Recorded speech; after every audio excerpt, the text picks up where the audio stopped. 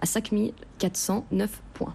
Et aux États-Unis, les marchés scrutent aussi les publications des résultats semestriels et notamment Bank of America. La banque enregistre un bénéfice net en hausse de 36% au deuxième trimestre à 6 milliards d'euros. Un résultat salué timidement par Wall Street qui globalement semble bouder les banques américaines, des banques qui investissent assez peu pour leur croissance.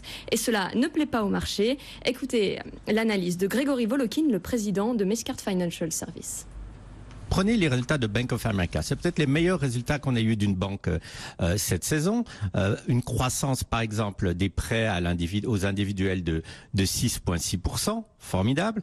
Par contre, si on commence à regarder un peu en détail, qu'on enlève l'effet positif des baisses très nettes d'impôts, puisqu'ils vont payer 1,4 milliard d'impôts sur le trimestre, alors que l'année dernière, au même trimestre, ils payaient plus de 3 milliards d'impôts. Qu'est-ce qu'on voit? On se voit qu'il n'y a pas de croissance, que c'est vraiment le calme plat, qu'on est au même niveau, par exemple, d'activité que l'année dernière.